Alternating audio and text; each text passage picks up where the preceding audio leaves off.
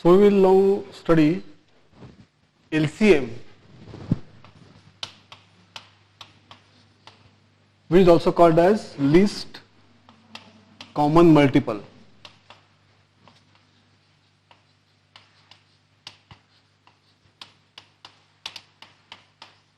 LCM.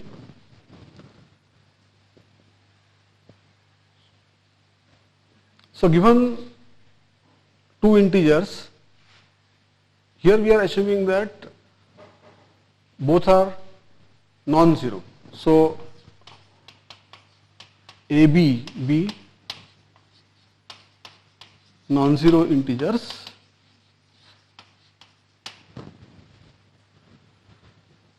then we can consider a common multiple of these integers. A common multiple. For example, AB is a common multiple. If A and B are negative or one of them is negative, this AB can be negative. But we can change the sign and get a positive common multiple. So there is always a positive common multiple for these. And then we take the smallest common multiple, that is called as the LCM or least common multiple. So then A and B have a positive common multiple.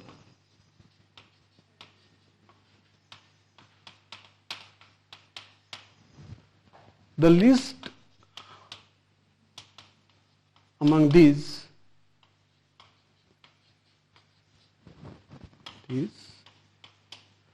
common multiples, among these positive common multiples,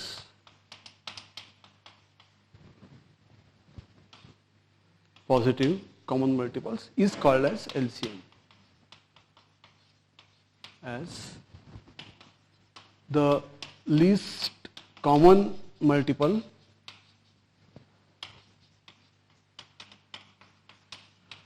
or LCM of A and B.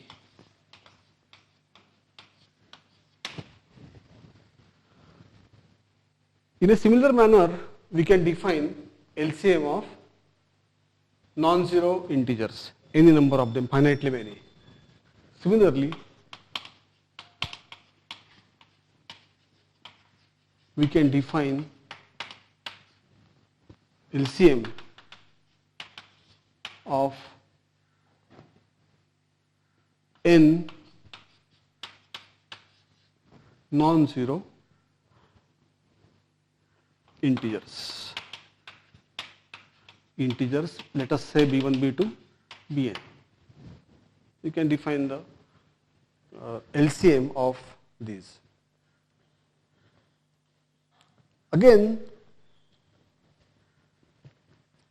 we can have a criterion for LCM. LCM divides any common multiple of the given non-zero integers. So not only it is less than or equal to, but it divides. So that's an important property, theorem. LCM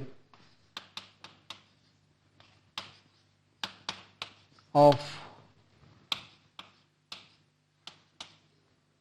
non-zero integers b1, b2, bn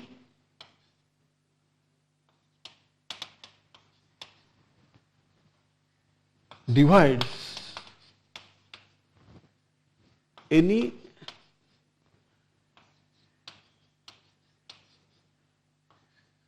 common multiple of b1, b2, bn. It divides any common multiple. So the proof is simple.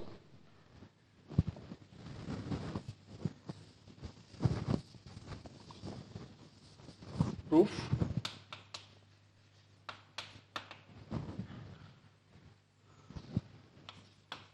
Let capital N be a common multiple of B1, B2, Bn.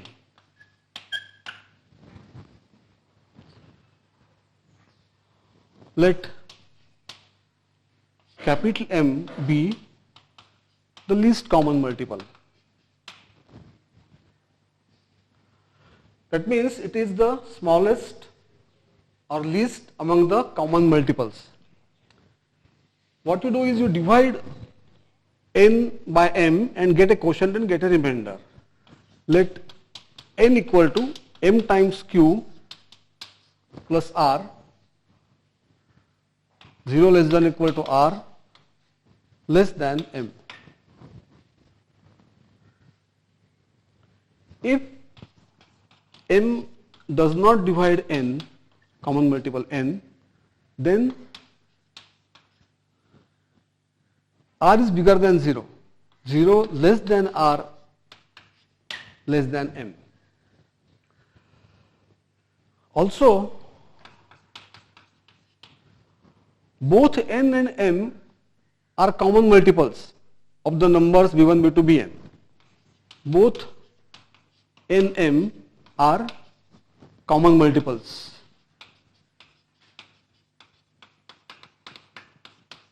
Common multiples of b1, b2, bn. Therefore, r, which is n minus mq, is also a common multiple of b1, b2, bn. Hence, r is also a common multiple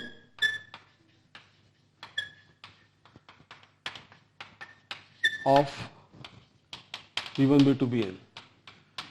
This is a contradiction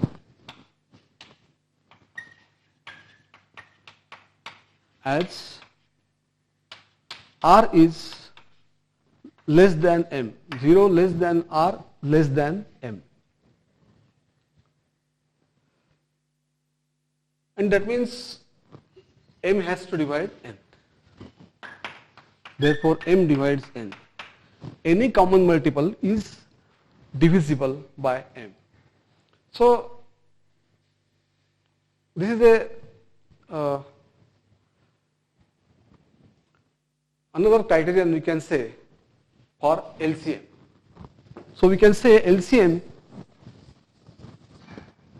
hence LCM of b1, b2, bn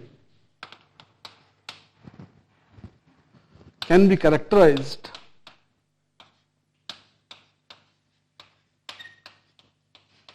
as a common multiple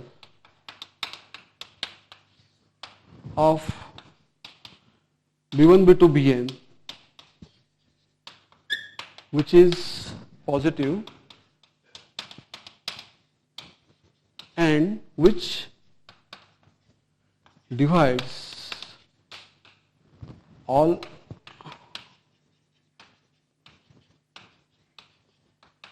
common multiples of b1, b2, bn.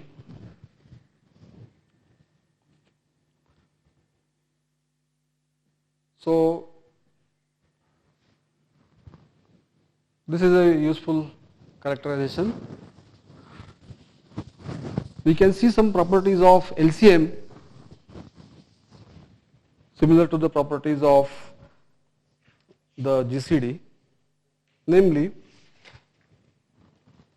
suppose m is positive, let m be bigger than 0. First of all, the LCM of MA and MB, this is the notation for the LCM, is m times the LCM of A and B. So, m can come out, and another thing is that the LCM and the GCD the product of these is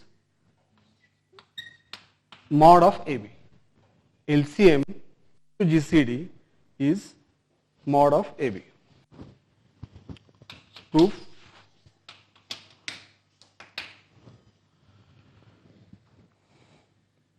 So suppose small h is the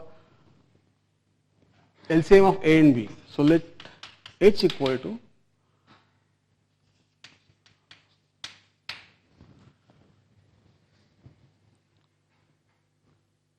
now h is the LCM, it is a multiple, common multiple of A and B. So A divides h and B also divides h.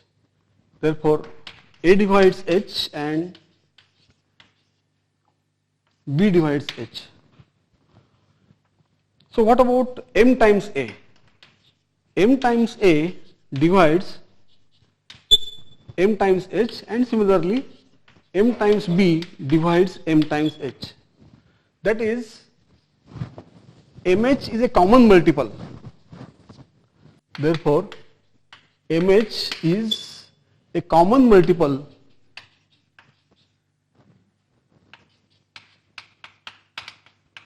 of MA and MB. It's a common multiple.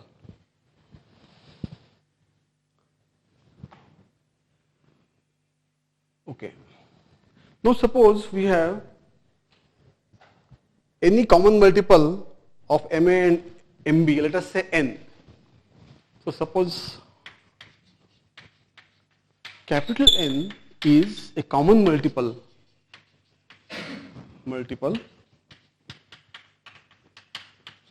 of MA and MB.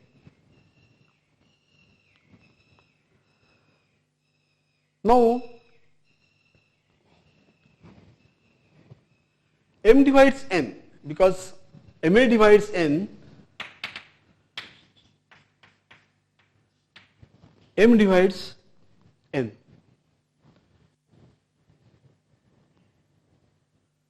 And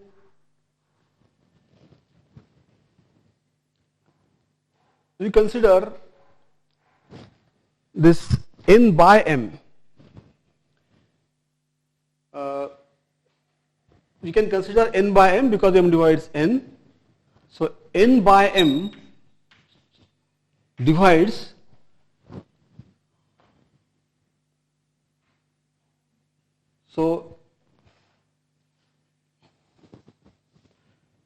okay, N is a multiple of A and N is common multiple of MA and MB.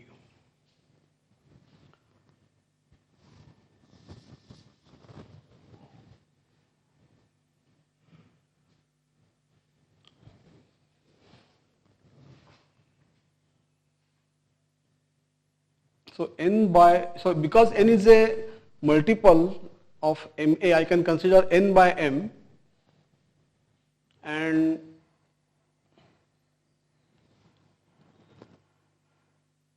so MA divides N, A divides N by M, and in a similar manner, similarly, B divides N by M.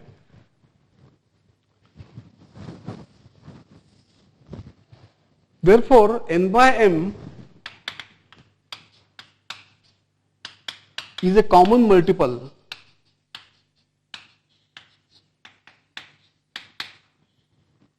of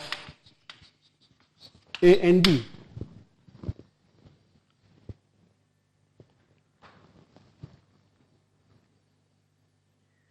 And therefore, we can say that the LCM of A and B that divides N by M.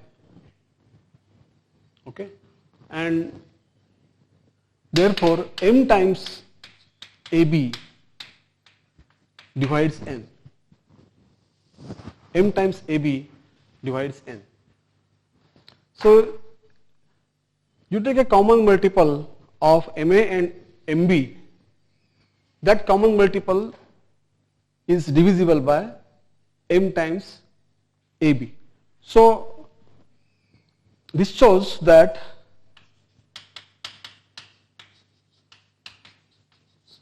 MAB is the LCM of MA and MB. Okay, because first of all, you have seen that MAB means MH. MH is a common multiple of MA and MB. It's a common multiple, and if you take any common multiple of MA and MB, then this divides this. So it is less than or equal to this. So it is the smallest common multiple of MA and MB. That is, it is the LCM. So we can say that is MA MB equal to M times AB. Right? In other words, we can write it like this: MA MB equal to M times AB. Now, the second part is to prove that LCM into GCD is equal to the product mod of AB. Mod of AB. Here actually, if you replace any number by its negative, then the LCM and GCD, they do not change. These are positive numbers. So, since this AB is equal to, we can say A minus B, and this is also equal to BA, the such results are there, and AB is equal to A minus B equal to BA. Because of this, it is sufficient to prove the result for positive integers A and B. It is sufficient to prove the result when A and B are positive.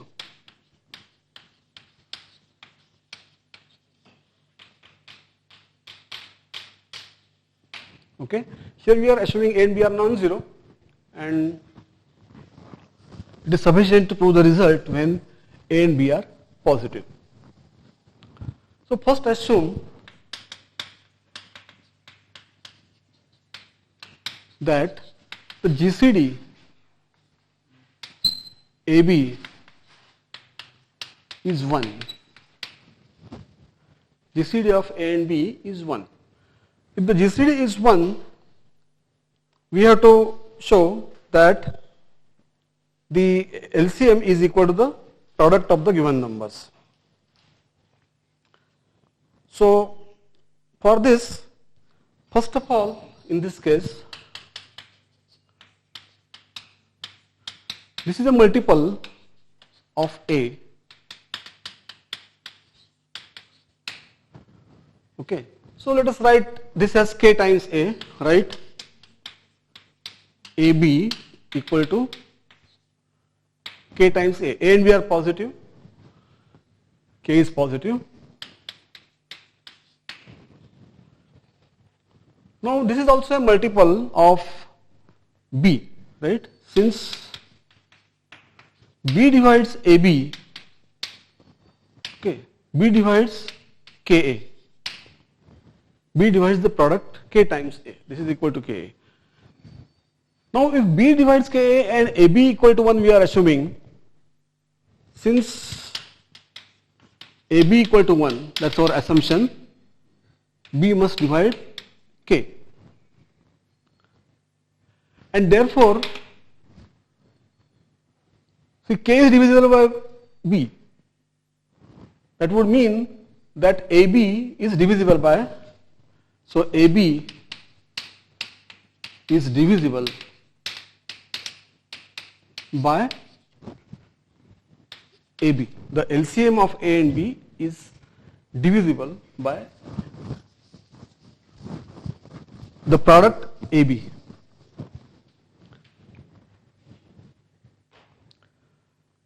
But already AB is the LCM, it should divide any multiple of common multiple of A and B. So AB is a common multiple. So since AB is a common multiple,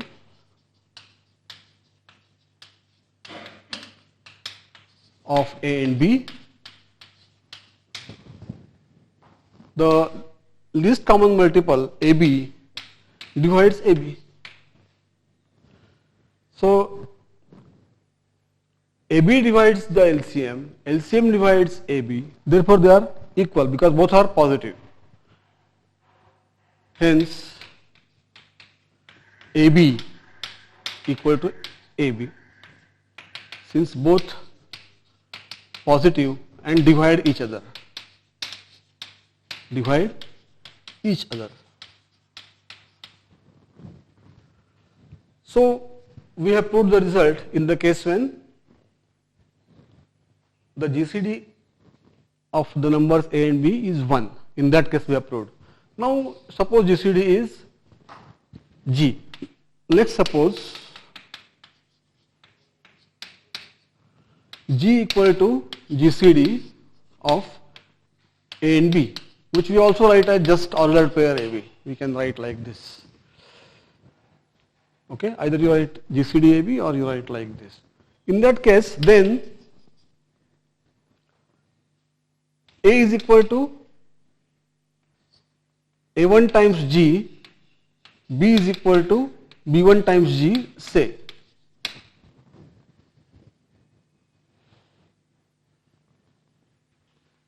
Okay. Now what is the GCD of A1 and B1? A1 is A upon G, B1 is B upon G. So A1, B1, their GCD is A1 is A upon G, B upon G, and we know that this is AB upon G, that is it is 1. A1 and B1 are co-prime. Once A1 and B1 are co-prime, we can use the result that we have proved. So see here AB equal to AB. So A1 B1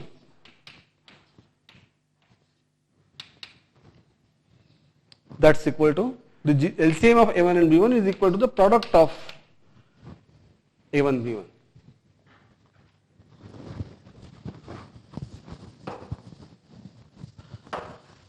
Now what is the LCM of? So you can now consider LCM of AB multiplied by the GCD of A and B. This you want to show to be equal to the product A into B. So what is this? This is equal to A is A1 times G, B is B1 times G. Again this is A is A1 times G, B is B1 times G. Now by the properties of LCM and GCD that we have proved, this is G times A1 B1, this is G times again GCD A1 B1, this is anyway 1, or we can directly say this GCD is G, and now this is, now because A1 and B1 are co-prime, this is just A1 B1, so G A1 B1 G, which is now G A1 is A and B1 G, that is B. So LCM and GCD, their product comes out to be equal to A and B. This is a standard property of LCM.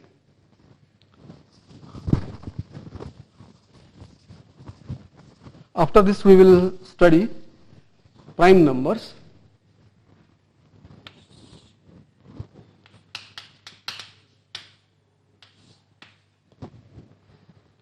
primes. So prime numbers, these are building blocks for natural numbers. How are they defined? So definition: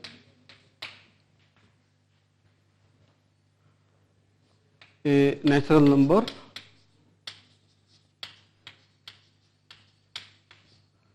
n bigger than 1 is called a prime number.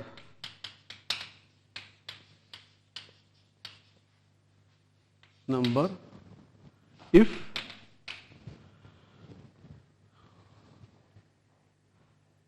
it is not divisible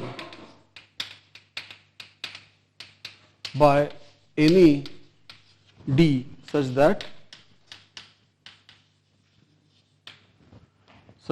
1 less than d less than n.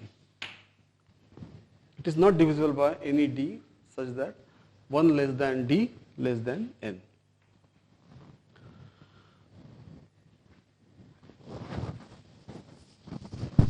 Two itself,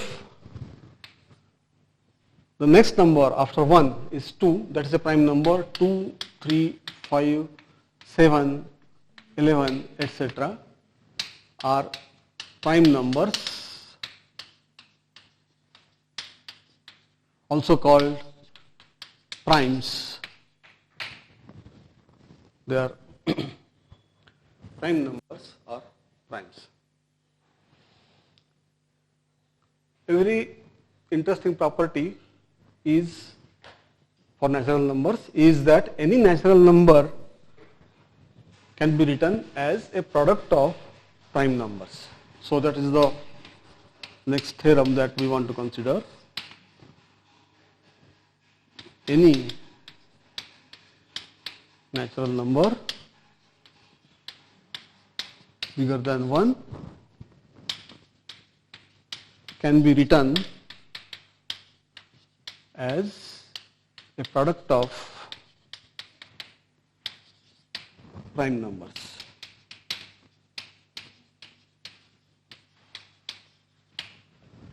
Any natural number bigger than 1 can be written as a product of prime numbers.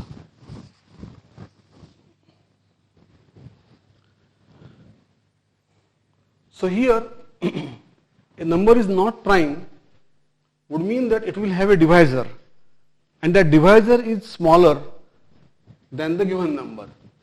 Such a divisor will be there. So that is what the basic fact used in the proof.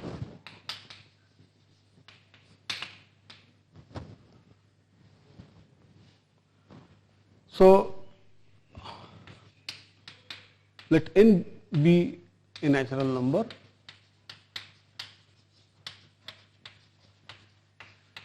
bigger than 1. It may be that n itself is a prime. If n is a prime,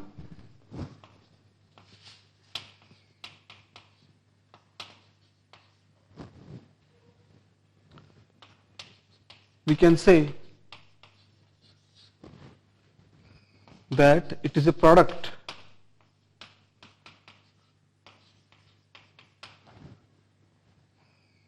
of a single prime number.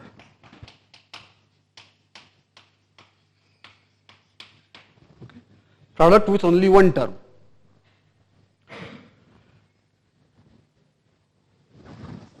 If it is not prime, if n is not prime, it has a divisor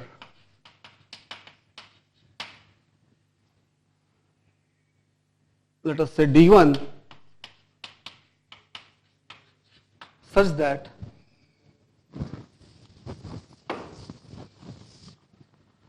one less than d1 less than n.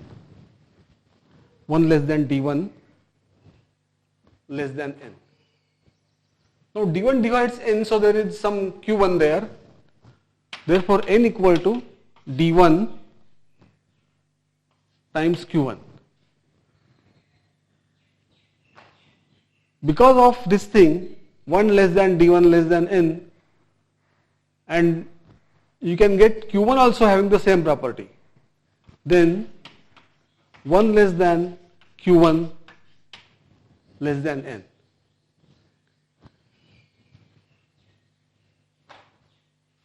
If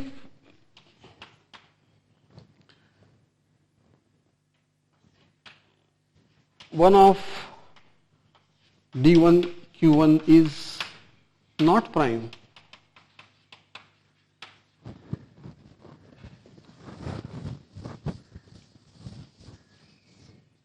it will have a divisor or a factor which is bigger than 1 and smaller. So it is strictly smaller than this number D1 or Q1, than given number. So what happens is D1 and Q1, if they are any one of them is not prime, you factorize them and get smaller numbers. So in every step you are getting smaller and smaller numbers, but you cannot go indefinitely like this, because all these divisors are bounded by 1. All of them are bigger than 1. So there will be a step that where you will stop and continuing like this,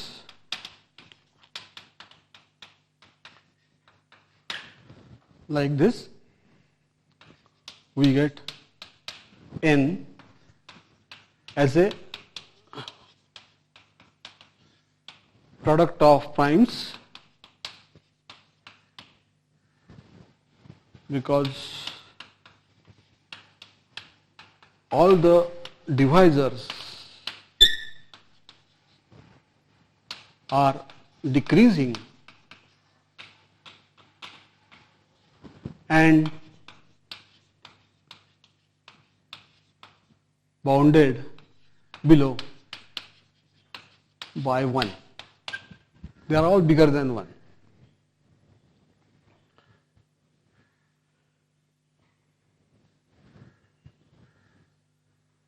You can argue in a slightly different way also by induction, that first of all, if N is not a prime number, you take a divisor, let us say D1, and then you write N as D1 and Q1, and by induction you can assume that each D1, these numbers D1 and Q1, they can be written as products of primes. Okay. Therefore, N can be written as product of primes. Initially the result is true, because you take the number N equal to 2, it's already a prime number. Okay. Starting of induction is possible, and then you can assume the results for numbers smaller than N, natural numbers smaller than N and bigger than 1, and do it for N. That way also you can prove this result.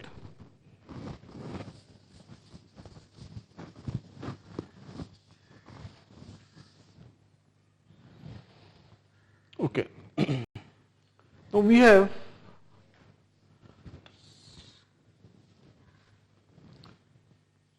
a property of primes, important property. So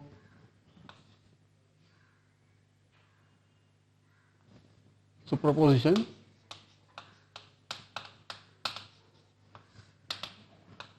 let P be a prime and AB are natural numbers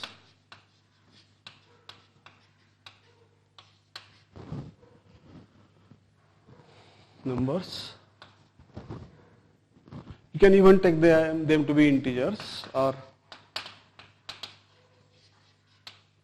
integers also you can think of. Then P divides AB implies P divides A or P divides B.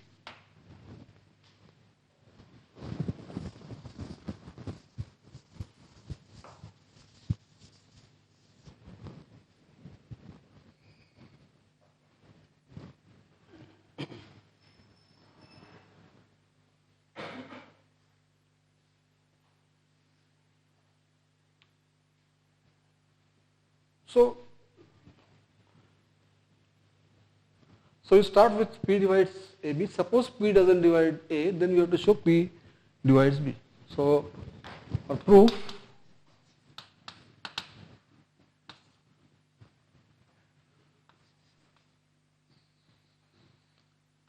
suppose P divides AB, but P does not divide B. It does not divide A. So what is the GCD of P and A? Then GCD of P and A is a divisor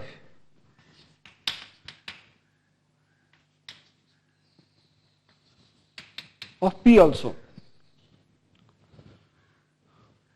and therefore this GCD of P and A is either 1 or P. There are only two possibilities. But this cannot be P, okay, because it would mean if PA equal to P, then P divides A. This is a contradiction.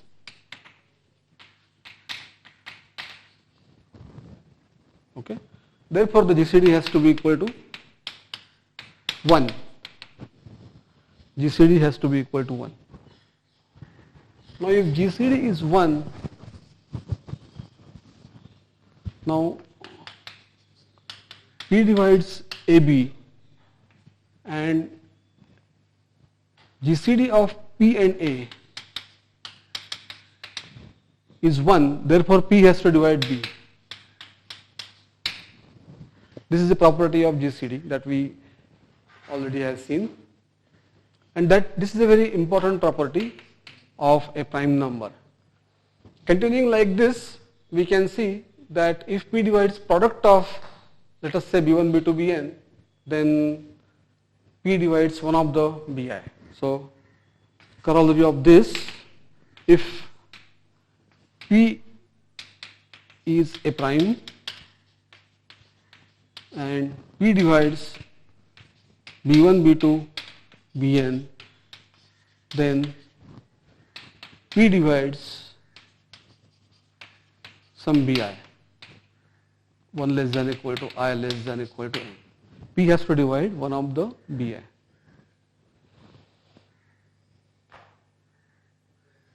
This you can do by just grouping, like P divides B1, B2, Bn. So we can say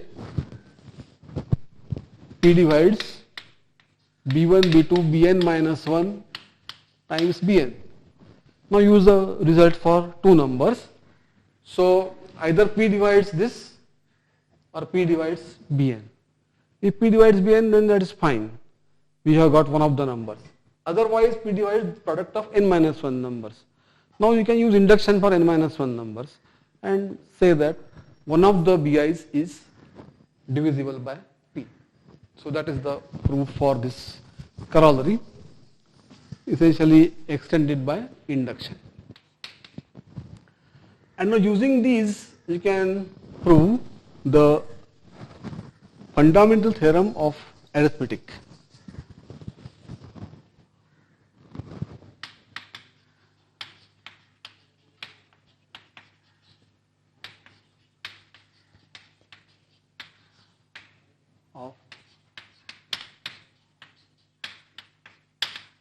fundamental theorem of arithmetic.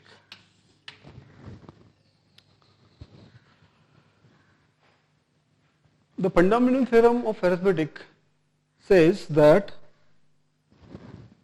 every positive integer bigger than 1 can be written as a product of, you can say, primes in a unique manner apart from the order in which the primes are written. Now this result was essentially known to mathematicians for a long time, but they just assumed that it is true.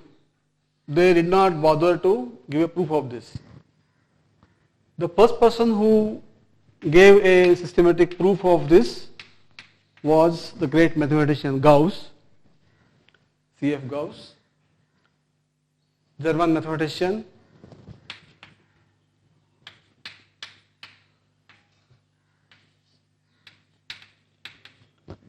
He wrote his famous book Disquisitiones Arithmeticae in 1801, and many interesting results he proved in this book. Disquisitiones Arithmeticae.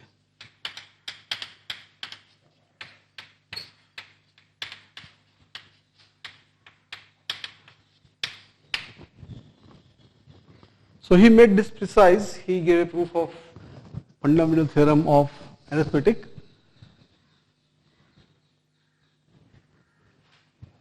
The statement is like this: theorem, any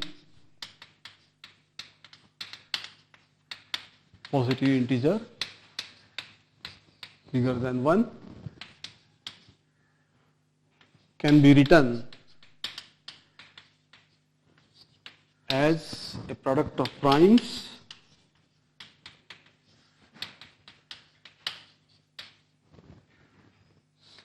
uniquely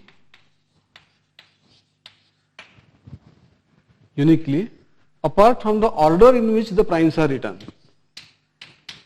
Apart from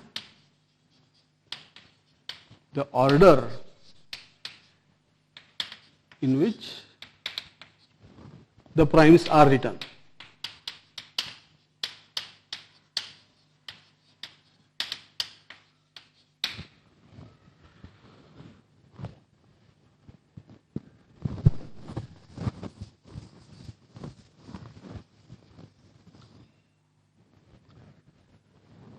So suppose, for the proof of this, we already know that a positive integer bigger than 1 can be written as a product of primes. So every positive integer bigger than 1 can be written as a product of primes.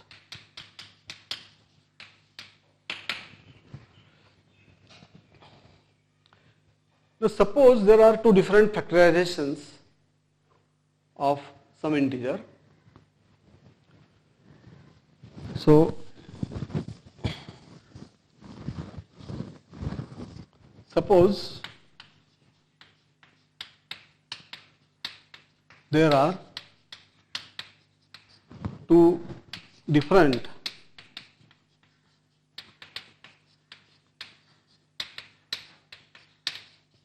factorizations of some positive integer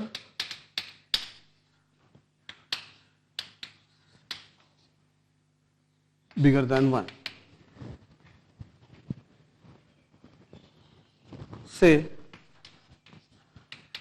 P1, P2, Pm equal to Q1, Q2, Qn, Pi, Qj primes.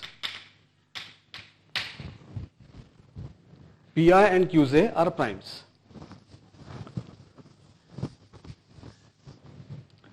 Now it may happen that some Pi is equal to Qj So in that case we cancel that. Whatever is common you see on both the sides, you cancel that. So if some prime appears on both the sides,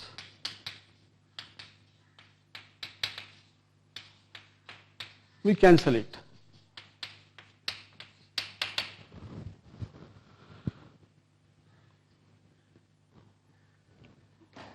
By this we assume that there is no prime on left hand side which is on the right hand side. Okay. Hence we may assume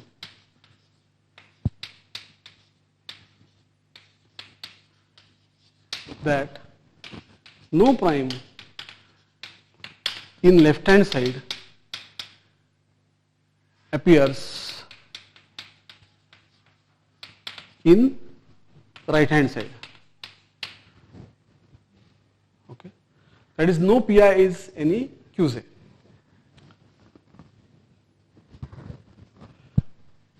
Now we shall use the previous property of prime numbers that we have stated. Now P1 divides left hand side. P1 is there already appearing. Therefore P1 divides right hand side, that's equal to Q1, Q2, Qn. Since P1 is prime, P1 has to divide one of the Q1, Q2, Qn. P1 divides Qi for some I, 1 less than equal to I less than equal to n. Okay. So P1 is a factor of Qi. What are the factors of Qi? Therefore P1 equal to 1 or Qi. Only these two factors are there for Qi, 1 Qi. But P1 being a prime, it cannot be equal to 1. Therefore P1 has to be equal to Qi. P1 not equal to 1, so P1 equal to Qi. Okay. This is a contradiction. Okay, because we are assuming that no prime on the left hand side occurs on the right hand side. So this is a contradiction.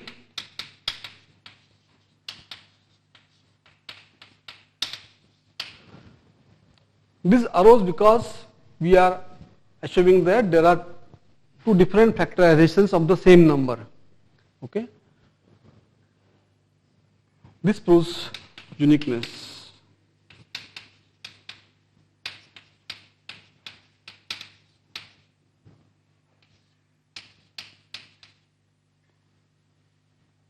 Of writing a positive integer bigger than 1 as a product of primes.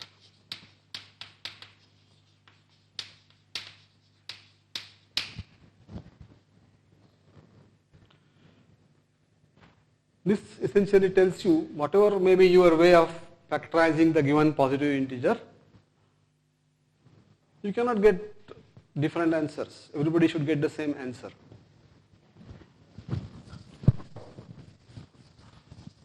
So this is a very basic theorem, important theorem. And then the question is, these prime numbers are there and remaining numbers are there. These are called composite numbers. So let me just mention that. A positive integer bigger than 1 is called a composite number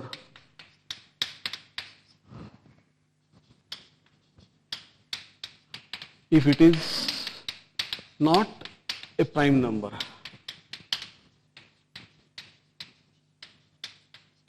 Okay.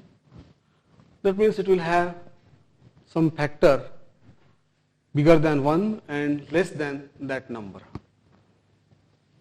Like we can have 10, which is 2 into 5, it's a composite number. 91, 13 into 7. These are composite numbers. And the natural question is how many primes are there?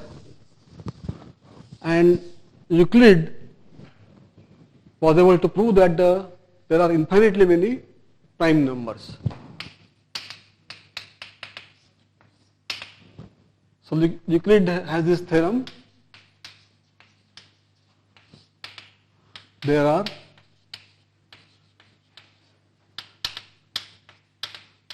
infinitely many prime numbers.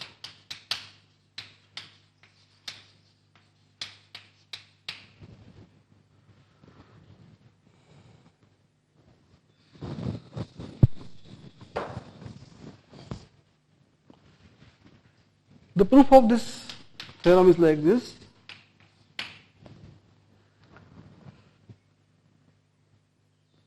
You take any finite number of primes and you can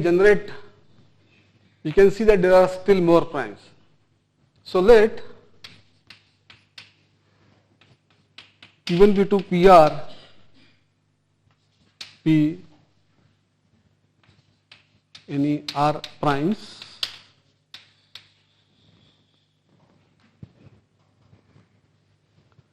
consider the positive integer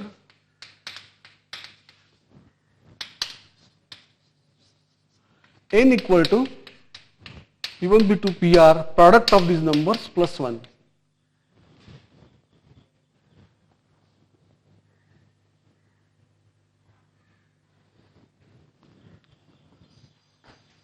Now, no Pi can be a factor of n.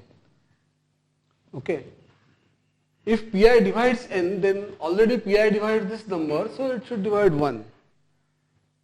Okay. So no Pi can be a factor of n. Clearly,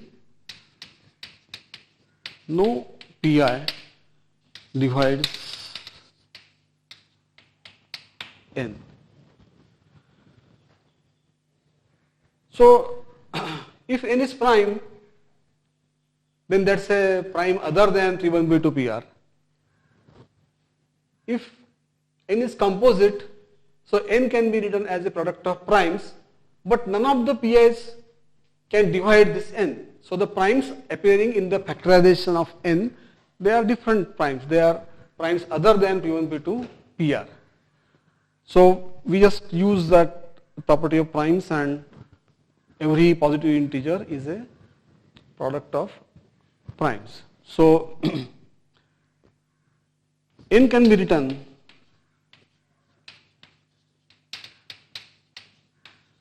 as a product of primes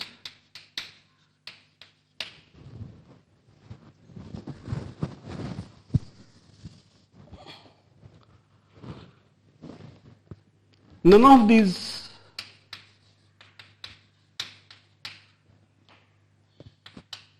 primes is from the set P1, P2, PR. None of these primes is from this set. So given R primes, you can say that there is at least one more prime. And this shows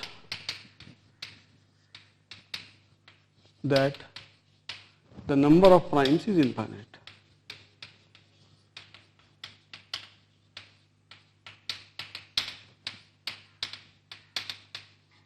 Okay.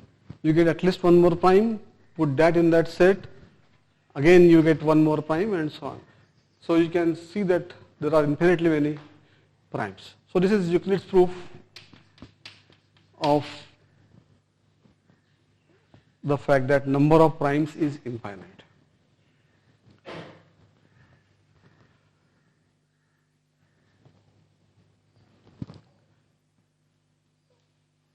Also, although number of primes is infinite, there can be arbitrarily long gaps between primes, and these properties we will see in the next lecture.